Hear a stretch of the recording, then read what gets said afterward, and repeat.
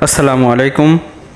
সুপ্রিয় দর্শক মণ্ডলী, বর্তমান আষাঢ় মাসের প্রায় শেষের দিক, শ্রাবণ মাস আসবে আসবে ভাব, ঠিক এমন একটা সময়।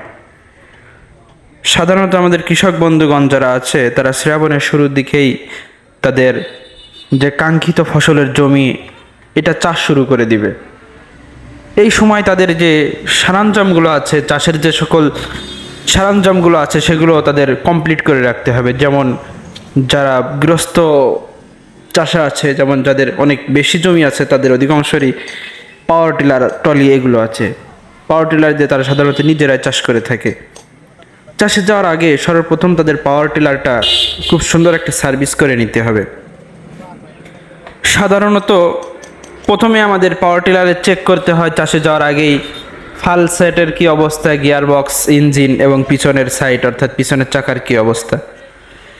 অনেকেরই যারা শুধুমাত্র নিজেদের অল্প কিছু জমি চাষ করে থাকে, তাদের পিছনের চাকার যে বিয়ারিংগুলো আছে এগুলো নষ্ট হয়ে যায়, এগুলো চেঞ্জ করলেই ঠিক হয়ে যায়। অনেকেই জানেন না কিভাবে পিছনের সাইডের বিয়ারিং এবং শ্যাক এগুলো চেঞ্জ করা হয়। এই কারণে তাদের একটা বিভ্রান্তির ভিতরে পড়ে যেতে হয়।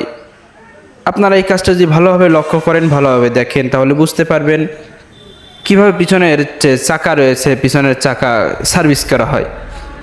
ভিডিওটি ভালোভাবে লক্ষ্য করেন এবং আমাদের মিস্ত্রি শাহজাহান ভাইয়ের কাজের দিকে খেয়াল রাখেন, তাহলে দেখতে পাবেন রসর্বপ্রথম পিছনের দুই সাইডের যে নাটগুলি রয়েছে সুন্দরভাবে তিনি নাটগুলি বের করে নিলেন।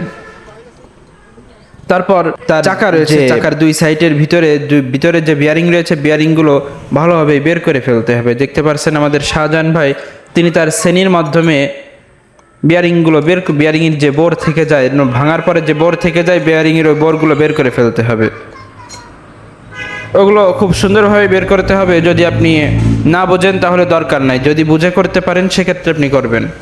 কারণ যদি আপনি না বোঝা সত্ত্বেও এই কাজটা করেন সেক্ষেত্রে আপনার যে হবসটা রয়েছে হবসটা নষ্ট হয়ে যেতে পারে, ভেঙে যেতে পারে।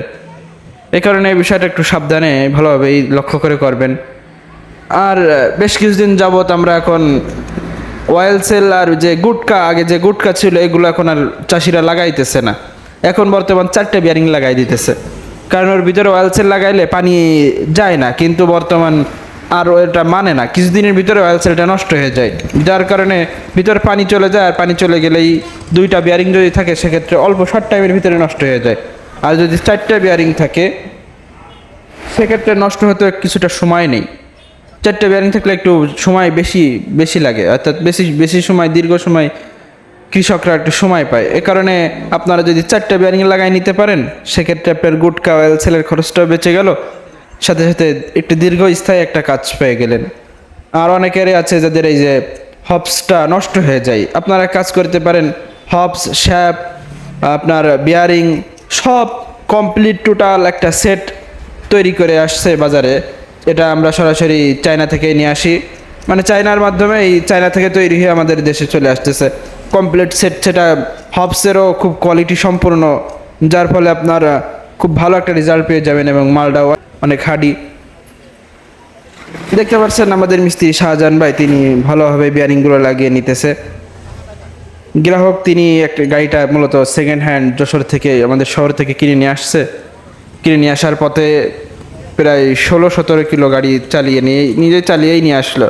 আসার পথে দেখে যে অনেক পথ আসার পরে তার পিছনের সাইডের বিয়ারিং নষ্ট হয়ে যায়, ভেঙে যায়।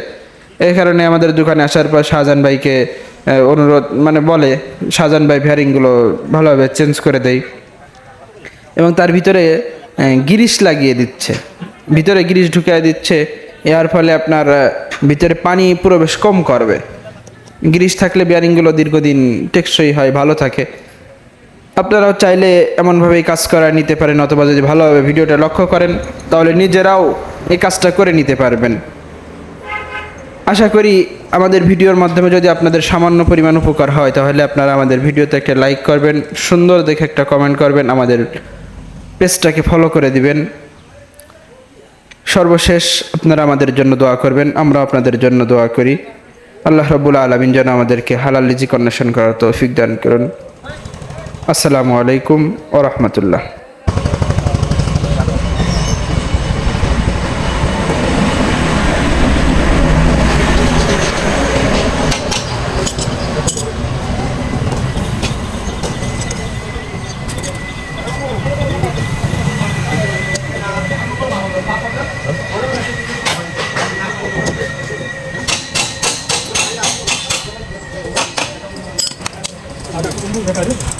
রাতে এই কথা